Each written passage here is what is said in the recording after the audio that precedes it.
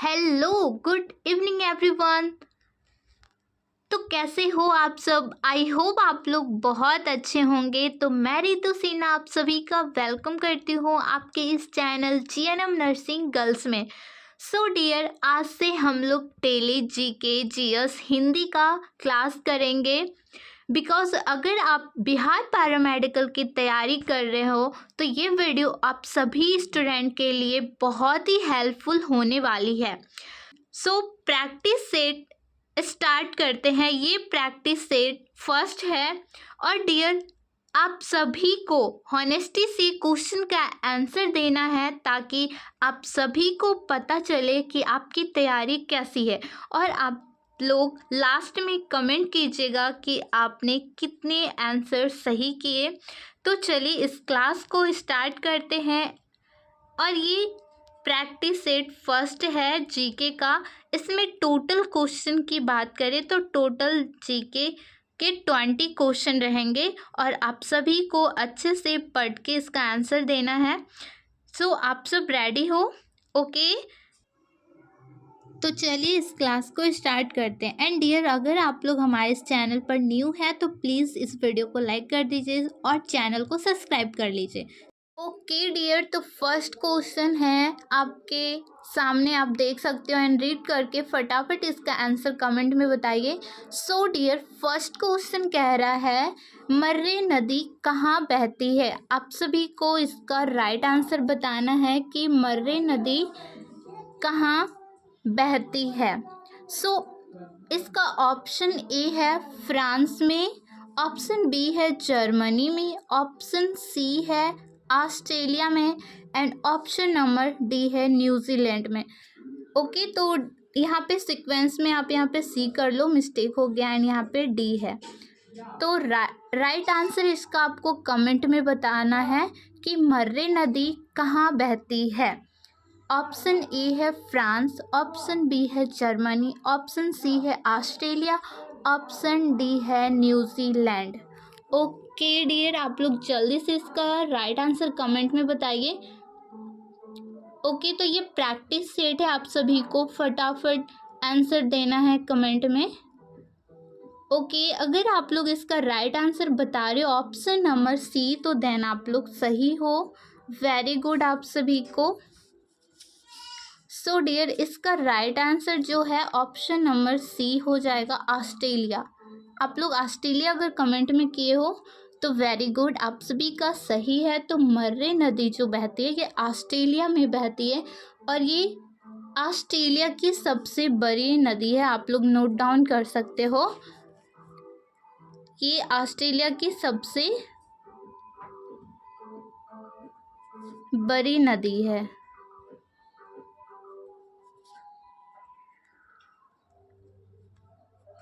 आप लोग note down करते जाइएगा, ये ऑस्ट्रेलिया की सबसे बड़ी नदी है मर्रे नदी। ओके, एंड आप लोग एक पॉइंट और नोट कर सकते हो डियर कि इस नदी की लंबाई कितनी है।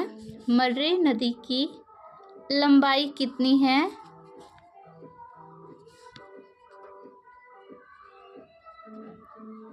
इसकी लंबाई कितनी है तो आप लोग नोट डाउन कर लीजिए। 2375 किलोमीटर है।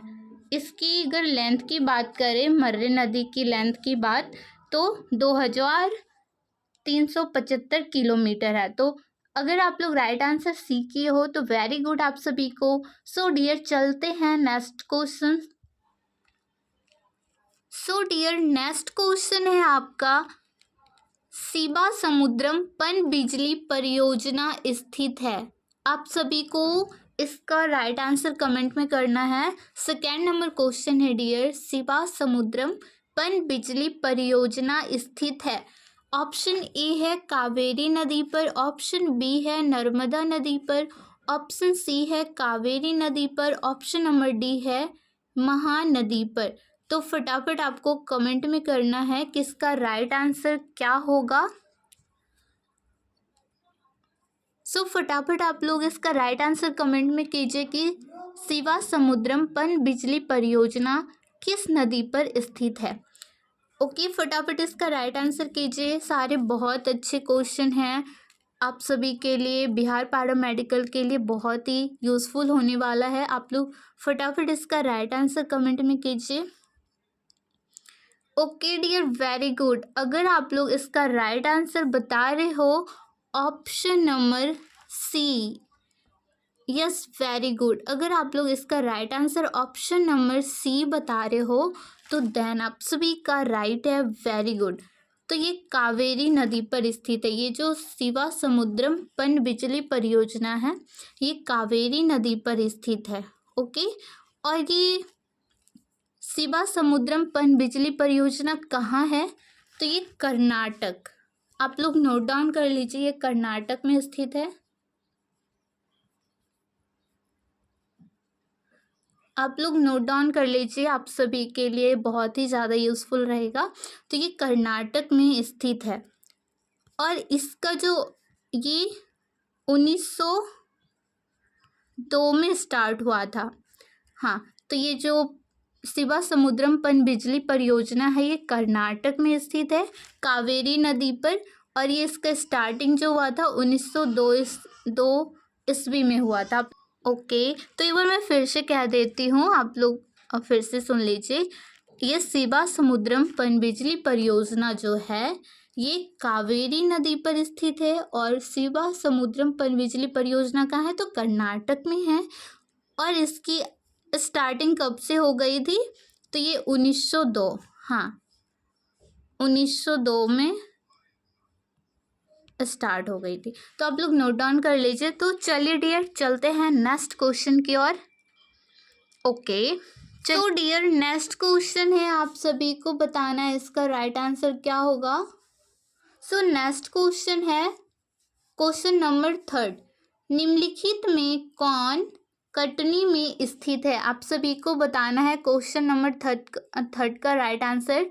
निम्नलिखित में कौन कटनी में स्थित है? ऑप्शन नंबर ए है एक सीमेंट कारखाना है, ऑप्शन बी है एक उर्वरक कारखाना है, ऑप्शन सी है एक स्कूटर कारखाना, ऑप्शन नंबर डी है एक साइकिल कारखाना है। तो आप सभी को कमेंट में करना है इसका राइट आंसर क्या होगा। निम्नलिखित में कौन कटनी में स्थित है? सो फटाफट आप लोग इसका राइट आंसर कमेंट में कीजिएगा। फटाफट आप लोग इसका राइट आंसर कमेंट में कीजिए डियर। ओके, अगर आप लोग इसका राइट आंसर कमेंट कर रहे हो ऑप्शन नंबर ए, देन आप सभी का राइट है, वेरी गुड। तो कटनी में एक सीमेंट कारखाना है, मध्य प्रदेश में ये स्थित है, कटनी सीमेंट उद्योग, ठीक है। और ये सबसे पुराना, अत्यंत पुराना उद्योग है। सो आई होप आप सभी का क्लियर होगा। सो कटनी कहाँ है? ये एमपी में है। ओके, और ये सबसे अत्यंत पुराना सीमेंट उद्योग का ये कारखाना है, आप लोग नोट डाउन कर लीजिए। ओके, तो चलिए नेक्स्ट क्वेश्चन की ओर मूव करते हैं। ओके, क्वेश्चन नंबर 4 कह रहा है भारत में सबसे निर्धन राज्य है। आप सभी को बताना है इसका राइट आंसर क्या होगा। सो ऑप्शन आप देख सकते हो, ऑप्शन ए है बिहार, ऑप्शन बी है हिमाचल प्रदेश, ऑप्शन सी है नागालैंड, ऑप्शन नंबर डी है मेघालय। तो आप सभी को बताना है इसका राइट आंसर क्या होगा। तो भारत में सबसे निर्धन राज्य, सो ऑप्शन के अकॉर्डिंग आप सभी को बताना है कि इसका राइट आंसर क्या होगा। सो फटाफट आप लोग कमेंट में कीजिए।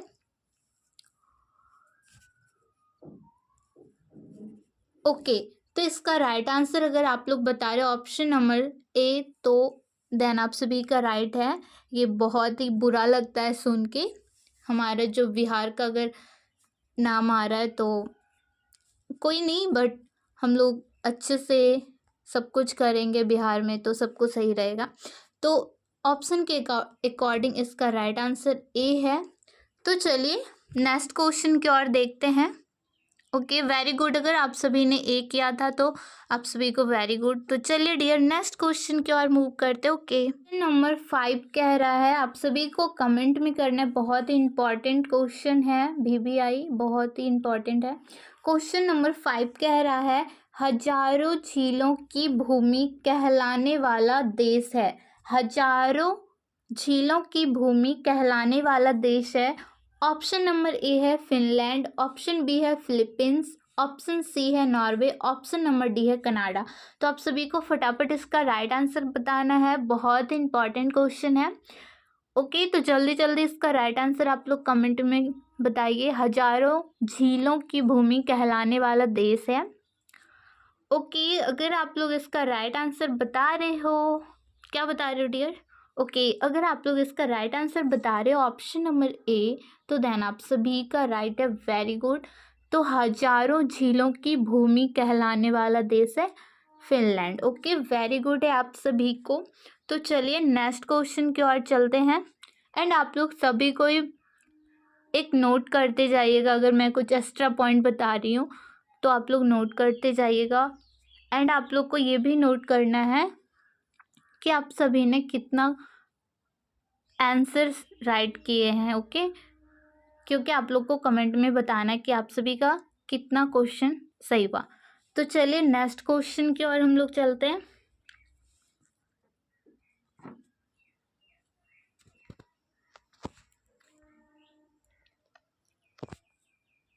सो डियर नेक्स्ट क्वेश्चन है, आप सभी को इसका राइट आंसर कमेंट में बताना है। तो क्वेश्चन नंबर 6 कह रहा है, Hindi view of life. Question number 6 है dear, Hindi view of life पुस्तक किसने लिखा था? आप सभी को फटाफट इसका राइट आंसर कमेंट में बताना है। सो हिंदी व्यू ऑफ लाइफ पुस्तक किसने लिखा था?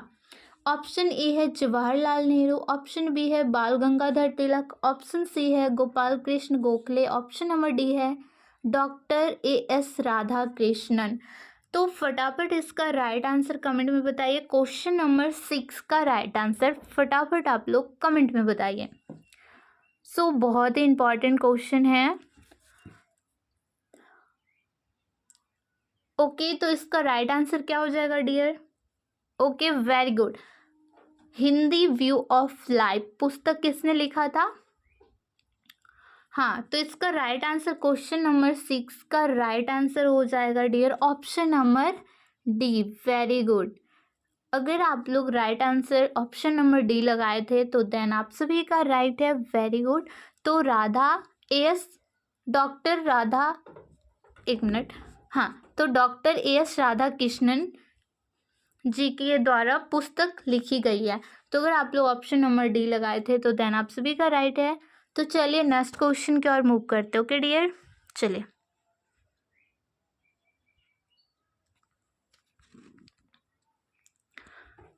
ओके डियर, तो क्वेश्चन नंबर 7 आप सभी को इसका राइट आंसर बताना है। क्वेश्चन नंबर 7 कह रहा है, कामायनी लिखी गई थी। कामायनी लिखी गई थी। ऑप्शन नंबर ए है जयशंकर प्रसाद द्वारा, ऑप्शन नंबर बी है प्रेमचंद्र द्वारा, ऑप्शन नंबर सी है मैथिली शरण गुप्त द्वारा, ऑप्शन नंबर डी है सियाराम शरण गुप्त द्वारा। तो फटाफट इसका राइट आंसर आप लोग कमेंट में बताइएगा कि Kamayani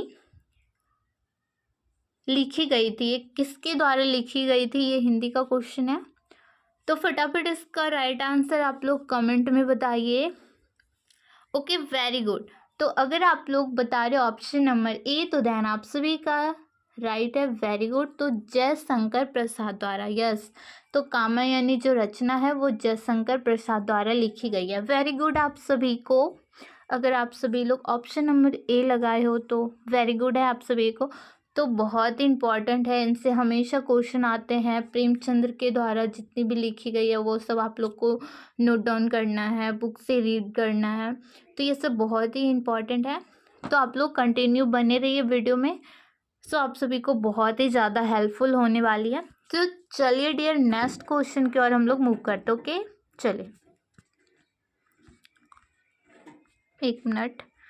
okay so next question है डियर, आप सभी को बताना है, आप सभी कोई क्वेश्चन नंबर 8 का राइट आंसर फटाफट बताइए। आवो जनजाति संबंधित है। तो क्वेश्चन नंबर 8 है डियर, आवो जनजाति संबंधित है। ऑप्शन ए है मेघालय राज्य से, ऑप्शन बी है असम राज्य से, ऑप्शन नंबर सी है नागालैंड राज्य से, ऑप्शन नंबर डी है त्रिपुरा राज्य से। तो ये आवो जनजाति है, तो आपको बताना है ये जो आवो जनजाति है वो किस राज्य से संबंधित है। ओके, तो फटाफट राइट आंसर इसका आप लोग कमेंट में कीजिए।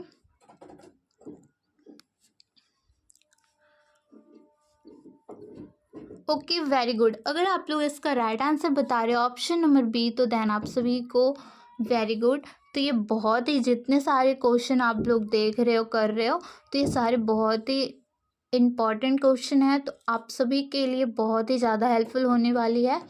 जितने भी बिहार पैरामेडिकल के स्टूडेंट हैं सभी के लिए सारे क्वेश्चन बहुत ही ज़्यादा हेल्पफुल होने वाले हैं। तो आप लोग अच्छे से पूरे क्वेश्चन को रीड कीजिए, ऑप्शन को रीड कीजिए अच्छे से, 1 मिनट लीजिए, आराम से क्वेश्चन पढ़िए, उसके ऑप्शन पढ़िए, उसके बाद आपको आंसर कमेंट करना है। ओके, हाँ, डरना नहीं है, अच्छे से रीड करना है, अच्छे से पढ़ना है आप सभी को।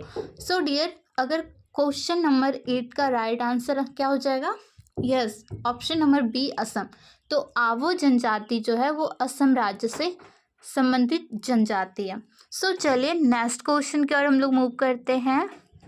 सो क्वेश्चन नंबर 9 कह रहा है आप सभी को इसका राइट आंसर फटाफट कमेंट में बताना है। क्वेश्चन नंबर 9 है, विश्वनाथन आनंद कौन खेल खेलते हैं? ऑप्शन ए है बैडमिंटन, ऑप्शन बी है स्नूकर, ऑप्शन सी है शतरंज, ऑप्शन नंबर डी है ब्रिज। तो फटाफट आप सभी को बताना है कि विश्वनाथन आनंद जो है वो किस खेल से रिलेटेड है, वो कौन से खेल खेलते थे, आप सभी को बताना है। इसका राइट आंसर क्या होगा? Okay, very good. अगर आप लोग ऑप्शन नंबर सी लगा रहे हो तो देन आप सभी का राइट है, वेरी गुड। तो विश्वनाथन आनंद ये शतरंज खेलते थे। ओके, तो आप सभी का राइट है ऑप्शन नंबर सी। तो चलिए नेक्स्ट क्वेश्चन की ओर हम लोग मूव करते हो। Okay dear, very good. अगर आप सभी का सी था तो राइट है। चलिए नेक्स्ट क्वेश्चन देखते हैं।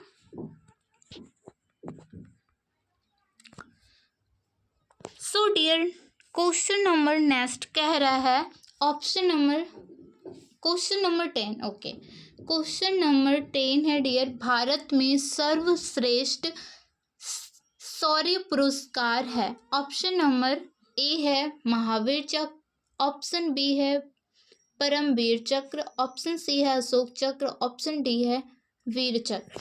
तो आप सभी को बताना है कि भारत में सर्वश्रेष्ठ शौर्य पुरस्कार कौन से हैं।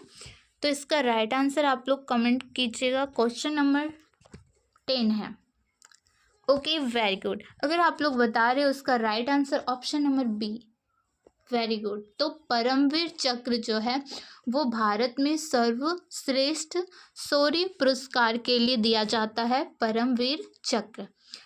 तो आप सभी का राइट था ऑप्शन नंबर बी। ओके, अगर आप लोग भी क्वेश्चन नंबर 10 का अगर बी लगाए थे तो आप सभी को राइट है, वेरी गुड। सभी का राइट है अगर क्वेश्चन नंबर बी था तो। क्वेश्चन नंबर बी नहीं, सॉरी डियर, क्वेश्चन नंबर 10 का आंसर बी है। ओके, हाँ, परमवीर चक्र है। तो चलिए नेक्स्ट क्वेश्चन देखते हैं अब हम लोग। सो डियर, क्वेश्चन नंबर 11 कह रहा है, मदर टेरेसा द्वारा स्थापित संस्था कही जाती है। ऑप्शन ए है missionaries of charity, option B है sisters of charity, option C है centre of charity, option number D है चैरिटी फॉर द पुअर। तो आप सभी को कमेंट में करना है कि मदर टेरेसा द्वारा स्थापित संस्था कही जाती है। Okay, very good. यस, अगर आप लोग इसका राइट आंसर बता रहे हो, yes, option number A, very good. तो ऑप्शन नंबर ए इसका राइट होगा, मिशनरीज ऑफ चैरिटी कहलाती है। Okay, very good. आप सभी का ऑप्शन नंबर ए सही है। चलिए नेक्स्ट क्वेश्चन की ओर चलते हैं।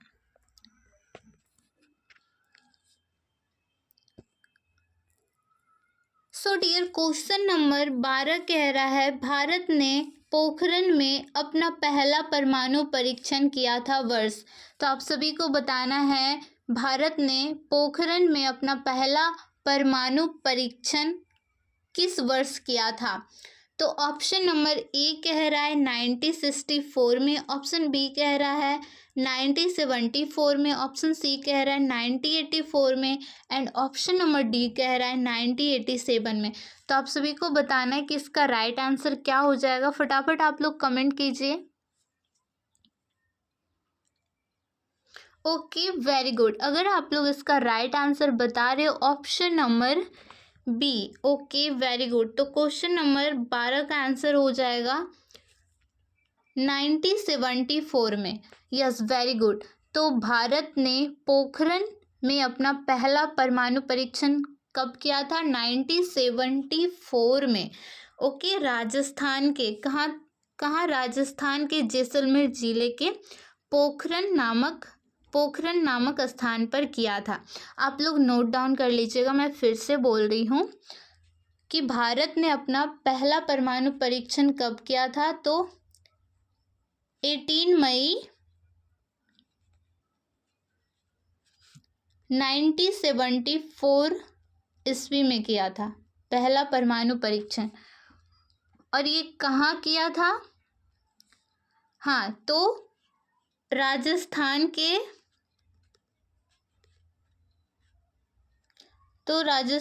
के जैसलमेर जिले के पोखरण नामक स्थान पर किया था। ठीक है, तो आप लोग नोट डाउन कर लीजिएगा। सो चलिए चलते हैं नेक्स्ट क्वेश्चन की ओर। ओके डियर, सभी का अगर राइट था ऑप्शन नंबर बी तो आप सभी का राइट है। तो चलते हैं नेक्स्ट क्वेश्चन की ओर। सो डियर क्वेश्चन नंबर 13 आप सभी को बताना है भारत में संघीय वित्त संबंध रखता है। ऑप्शन नंबर ए है राज्यों के बीच वित्त से, ऑप्शन नंबर बी है राज्य एवं केंद्रों के बीच वित्त से, ऑप्शन सी है केंद्र एवं स्वशासित सरकारों के बीच वित्त से, ऑप्शन नंबर डी है इनमें से कोई नहीं। तो आप सभी को बताना है कि भारत में संघीय वित्त संबंध रखता है। Okay very good. आप लोग अगर इसका राइट आंसर बता रहे हो ऑप्शन नंबर बी तो देन आप सभी का राइट है। तो इसका राइट आंसर हो जाएगा राज्यों एवं केंद्रों के बीच वित्त से। तो इसका right answer option number B है। तो चलिए नेक्स्ट क्वेश्चन की ओर देखते हैं अब हम लोग।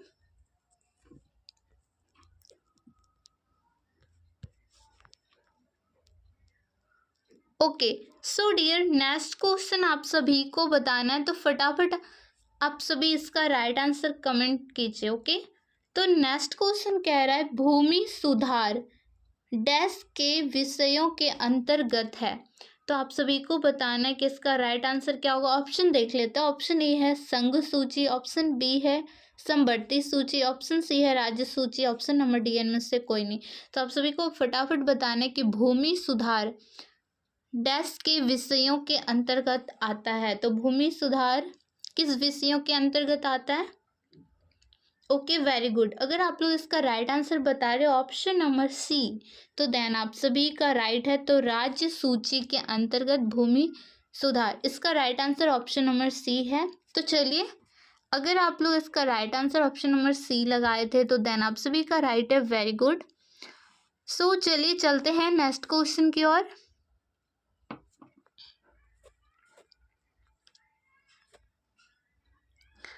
सो ओके डियर, तो नेक्स्ट क्वेश्चन का आंसर आप सभी को बताना है। तो नेक्स्ट क्वेश्चन जल्दी से रीड कीजिए और इसका राइट आंसर कमेंट में बताइए क्या होगा।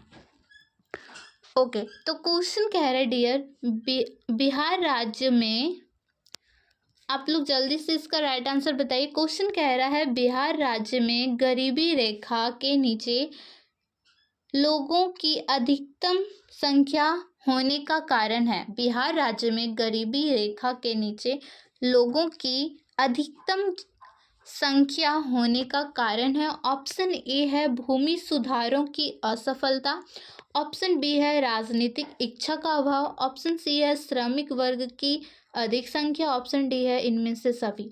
तो आप सभी को बताना है कि बिहार राज्य में जो गरीबी रेखा के नीचे लोगों की अधिकतम संख्या होने का कारण क्या है, आपको कारण बताना है। Okay, very good. तो फटाफट इसका राइट आंसर अगर आप लोग बता रहे हो option number D, very good. तो इनमें से सभी राइट आंसर है। ओके, वेरी गुड, सभी का राइट है। तो चलिए नेक्स्ट क्वेश्चन की ओर हम लोग देखते हैं। वेरी गुड, सभी का राइट है डी, अगर आप लोग ऑप्शन नंबर डी लगाए थे तो। चलिए नेक्स्ट क्वेश्चन देखते हैं।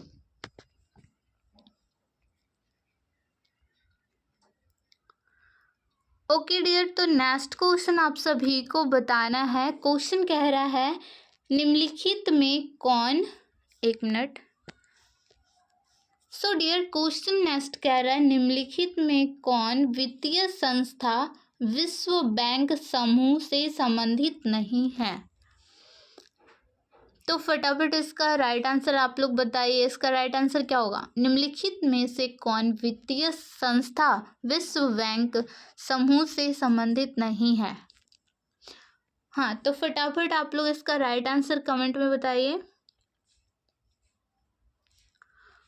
Okay, very good. अगर आप लोग इसका right answer option number A लगा रहे हो तो आप सभी का राइट है, वेरी गुड। अब आप सभी को कमेंट में करना है इसका फुल फॉर्म। आप सभी को इसका फुल फॉर्म बताना है। IMF का फुल फॉर्म कमेंट में करना है। ओके, तो इसका right answer option number A है, वेरी गुड। सभी का राइट है अगर आप लोग ऑप्शन नंबर ए लगा रहे हो तो डियर इसका आपको फुल फॉर्म कमेंट में बताना है कि IMF का फुल फॉर्म क्या होगा। सो चलिए नेक्स्ट क्वेश्चन की ओर हम लोग मूव करते हैं। सो डियर नेक्स्ट क्वेश्चन आप सभी को बताना है, फटाफट क्वेश्चन का आंसर दीजिए। सो नेक्स्ट क्वेश्चन कह रहा है डियर, एक मिनट। हाँ, ओके डियर, तो क्वेश्चन नंबर आप सभी को बताना है 17। तो यहाँ पे डैश की सिफारिश पर बैंकों के ब्याज का दर वे नियंत्रण आधारित है, एक मिनट। ओके, तो इसका और ऑप्शन ए है चलैया कमेटी, ऑप्शन बी है दंतवाला कमेटी, ऑप्शन सी है Narasimham committee, option number D है इनमें से कोई नहीं। तो फटाफट आप सभी को इसका राइट आंसर बताना है। डैश की सिफारिश पर बैंकों के ब्याज दर का वे नियंत्रण आधारित है। तो फटाफट इसका राइट आंसर अगर आप लोग बता रहे हो ऑप्शन नंबर क्या हो जाएगा डियर? अगर आप लोग बता रहे हो ऑप्शन नंबर सी तो देन आप सभी का राइट है, वेरी गुड। तो नरसिम्हम कमेटी। ओके, तो चलिए नेक्स्ट क्वेश्चन देखते हैं अब हम लोग।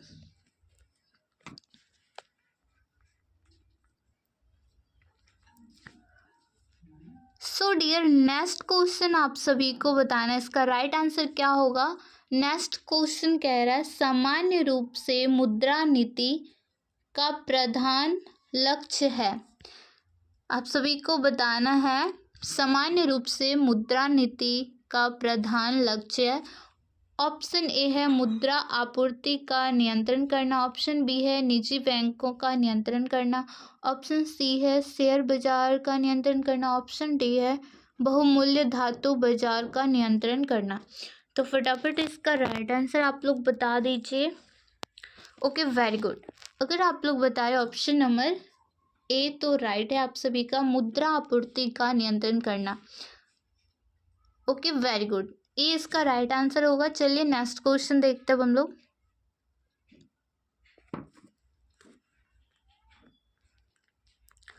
सो डियर नेक्स्ट क्वेश्चन आप सभी को बताना है गांधी जी किसे अपना राजनीतिक गुरु मानते थे। ऑप्शन ए है दादा भाई नौरोजी को, ऑप्शन बी है गोपाल कृष्ण गोखले को, ऑप्शन सी है बाल गंगाधर तिलक को, ऑप्शन नंबर डी है इनमें से कोई नहीं। तो डियर फटाफट क्वेश्चन का राइट आंसर बताइए। बहुत ही अच्छे क्वेश्चन है, बहुत इंपॉर्टेंट है। सो फटाफट बताइए इसका राइट आंसर क्या होगा। Okay, very good. अगर आप सभी लोग इसका राइट आंसर कर रहे हो ऑप्शन नंबर बी, तो देन आप सभी का राइट है गोपाल कृष्ण गोखले। इसका राइट आंसर हो जाएगा राजनीतिक गुरु मानते थे गांधी जी अपना गोपाल कृष्ण गोखले को। सो चलिए नेक्स्ट क्वेश्चन की ओर चलते हम लोग।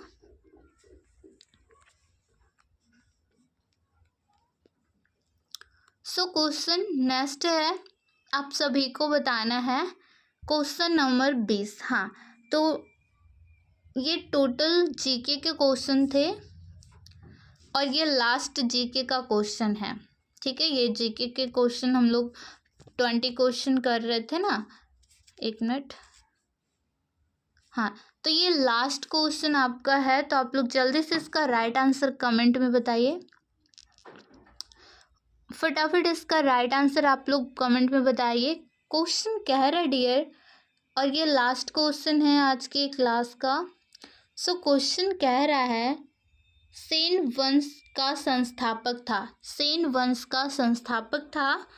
ऑप्शन ए है विजय सेन, ऑप्शन बी है लक्ष्मण सेन, ऑप्शन सी है बल्लभ सेन, ऑप्शन सी है विनय सेन। तो फटाफट इसका राइट आंसर आप लोग कमेंट में बताइए कि सेन वंश का संस्थापक था। ठीक है, फटाफट इसका राइट आंसर बताइए। सभी का राइट होना चाहिए। Okay, very good. अगर आप लोग इसका राइट आंसर बता रहे हो ऑप्शन नंबर ए, तो देन आप सभी का राइट है, वेरी गुड। तो सेन वंश के संस्थापक कौन थे डियर? तो विजय सेन थे। ठीक है, ये सेन वंश जो है ये 11वीं से 12वीं शताब्दी के दौरान बंगाल पर शासन करने वाला एक हिंदू राजवंश था। ठीक है, ये क्या था? हिंदू राजवंश था।